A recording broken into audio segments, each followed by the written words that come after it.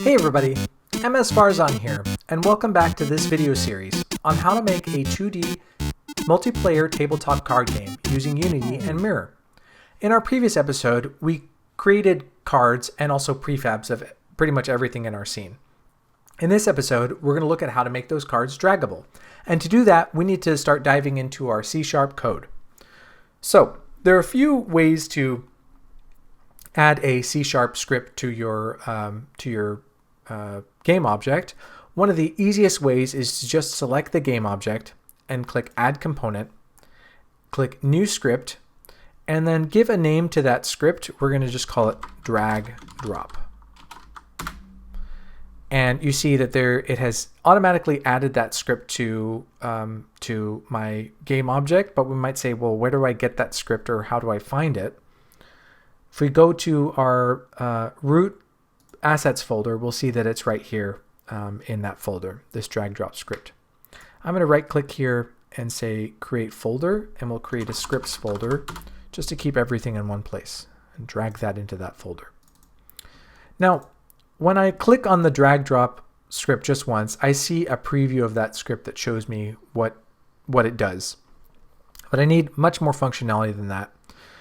In my game, when I double click, I open up what's called Visual Studio, which is the code editor, or what's also known as an integrated development environment known as Visual Studio. I'm using Visual Studio, I think Community Edition 2019. And if you installed Unity using the Unity Hub installer or just from the website, I think it gives you an option to also bundle it with tools for Visual Studio Community 2019. In any case, I highly recommend using Visual Studio for Unity. There's a lot of integrations. You'll notice that when I type, it has like autocomplete for a lot of the things, and that's because not only am I using Visual Studio, I'm using the Unity tools workload for Visual Studio. I think if you look at if you go to tools and external tools, nope, that's not right. What am I looking at? Tools and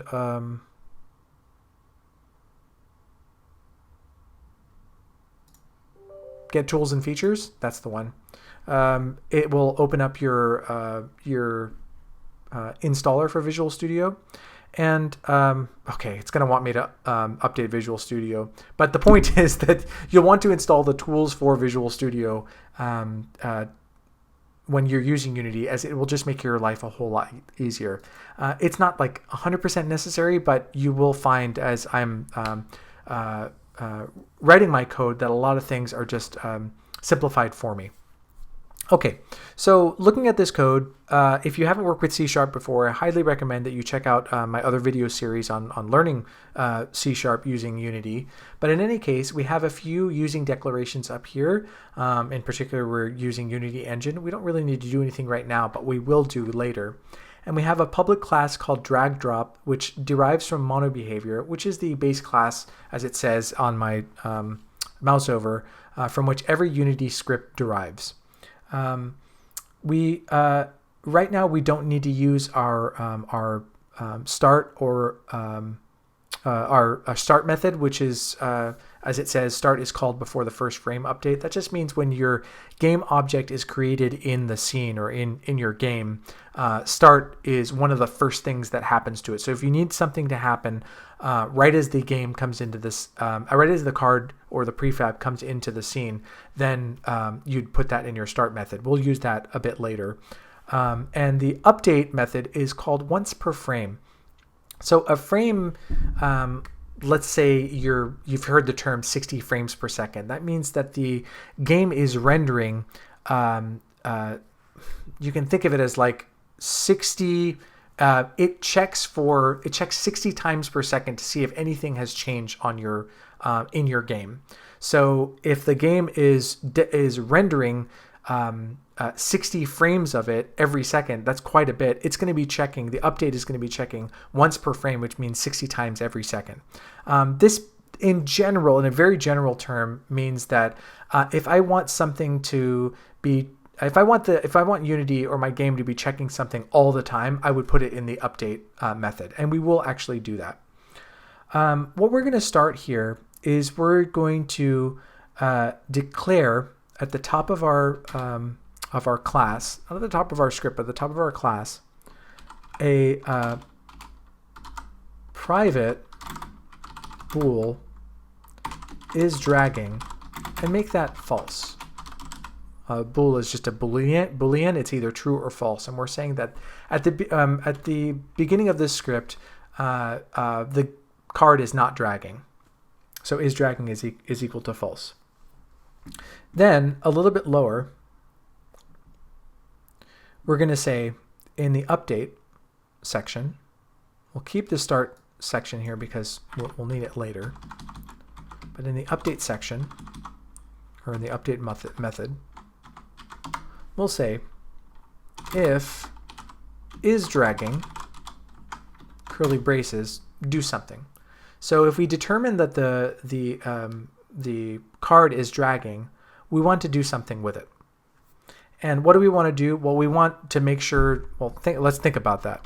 When I have the game playing, and I click and hold on a card, I want it to follow where the mouse is going. So when I drag the card, I want it to follow the position of the mouse. The way I write that in C# or in Unity speak is if is dragging transform dot position equals new vector2 input dot mouse position dot x, and you can see that lots of things are auto completing for me, comma input dot mouse position dot y.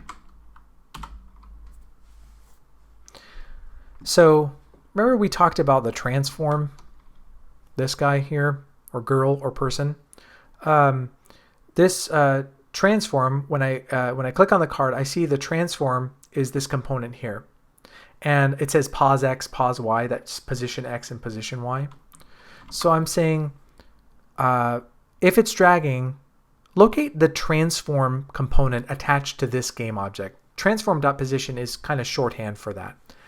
And we want to change it to a new vector2, which takes two parameters. Input dot mouse position dot x and input dot mouse position dot y. Those are just the x and y coordinates of the mouse.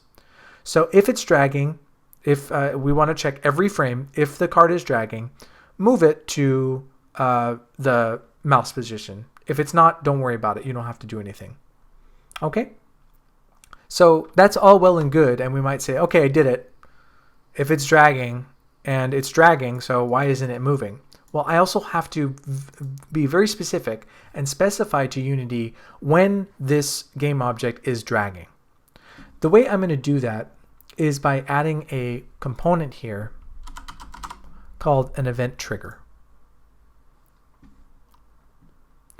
The event trigger has a few event types that allows me to determine what I want to happen. What is the logic that should happen when an event happens? And an event could mean like somebody clicks on something, or somebody drags something, or somebody stopped dragging on something, or somebody did something else. Some of this you will do directly through code. Like I wouldn't necessarily use an event trigger if I were using my mouse and keyboard to, let's say, move a sprite across the screen in a platformer. But for our specific use case, it will be very useful to use an event trigger. I'll add a new event type, and I'm going to call it a drag, or let's call it actually begin drag. This begin drag is going to help me when I need to detect when the card, as you can imagine, begins dragging. So what this looks like here is just empty. There's nothing going on here. But I'm going to add something here, and it says runtime only. Like I only want this to happen when the game is running. And I see it says none object and no function.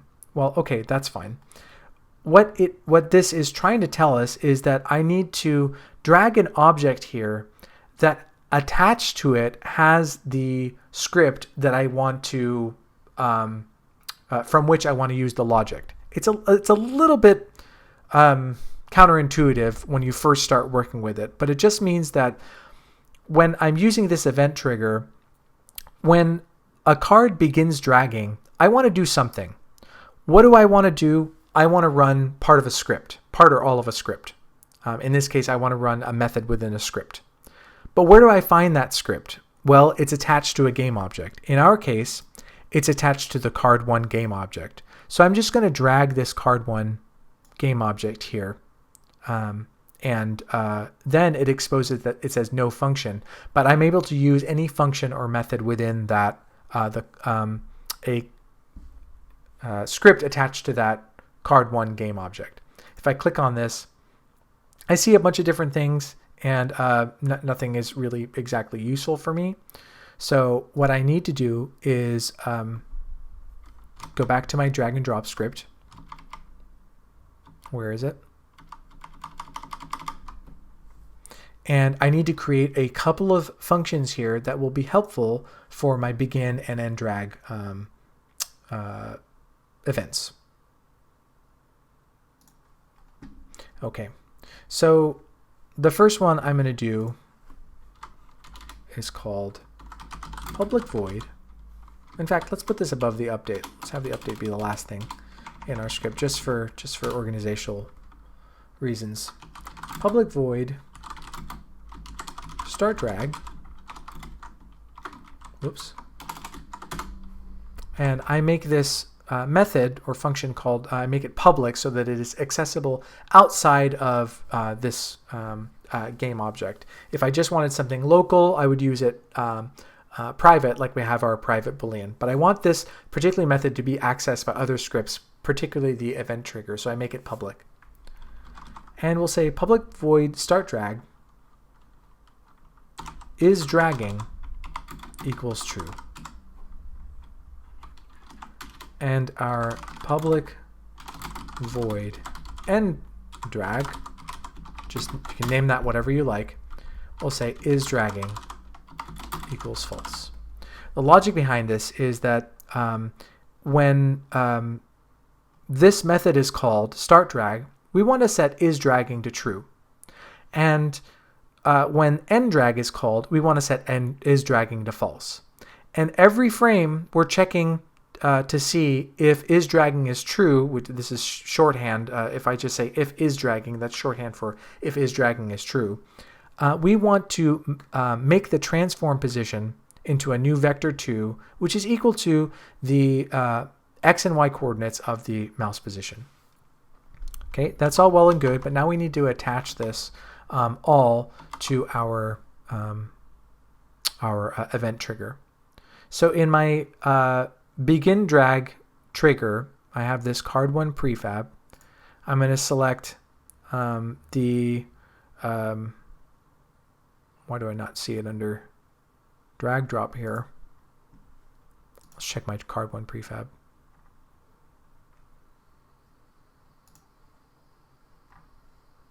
Huh. Well, I don't have this attached to my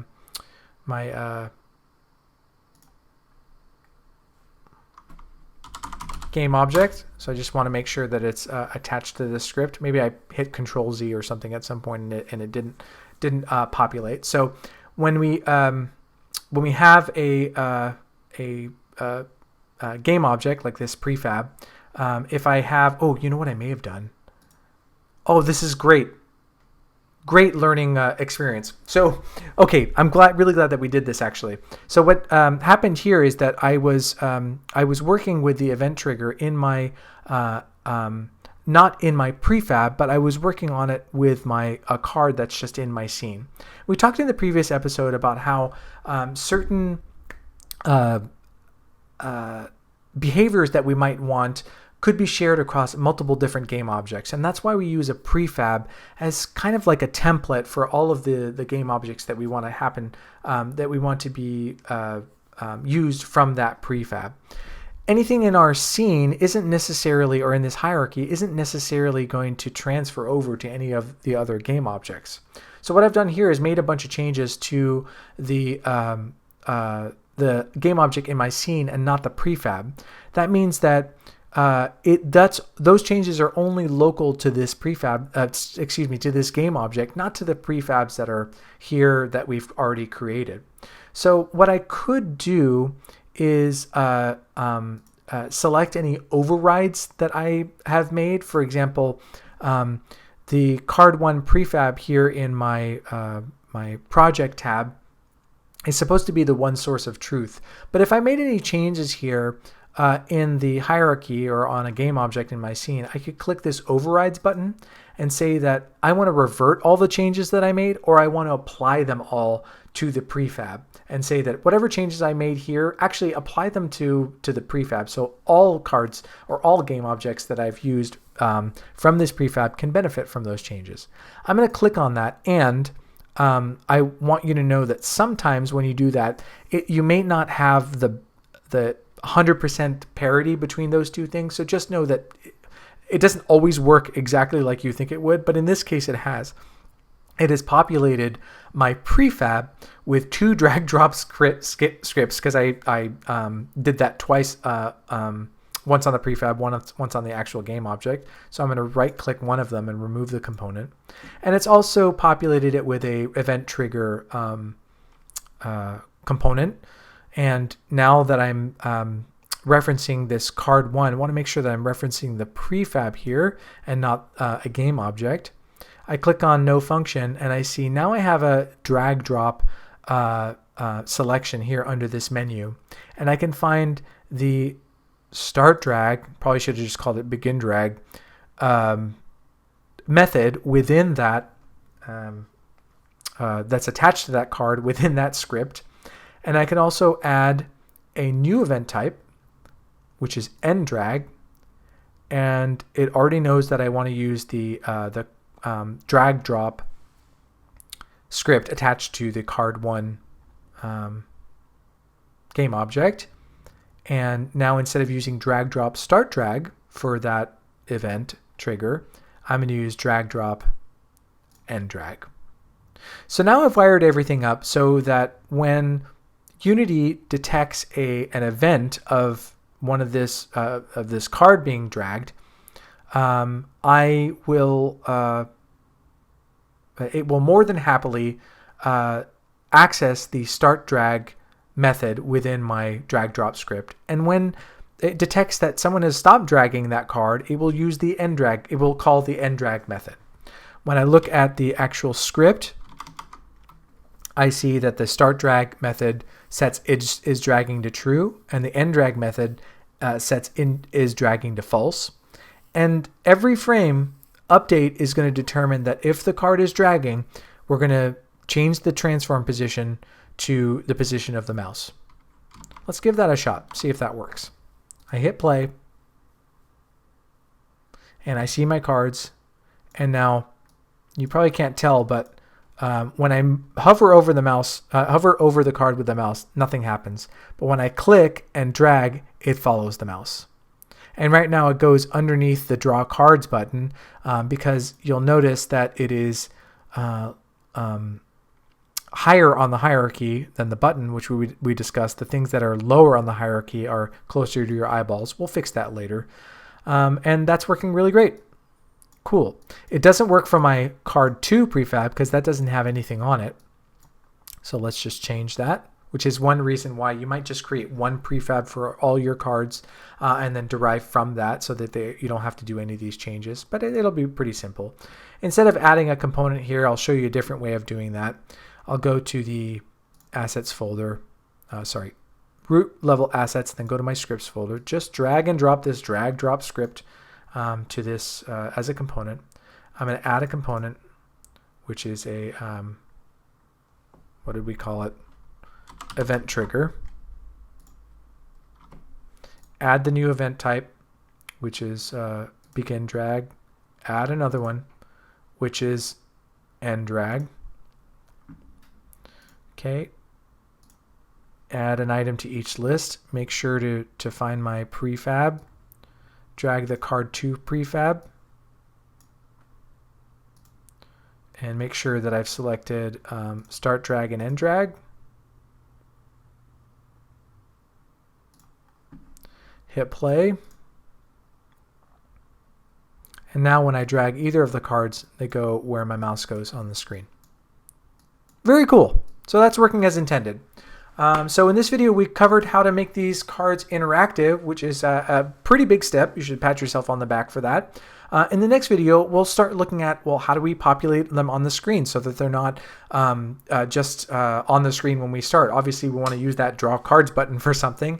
And we'll continue to build our architecture so that we can make them drop only in a drop zone and not just anywhere on the screen, and just keep building from there.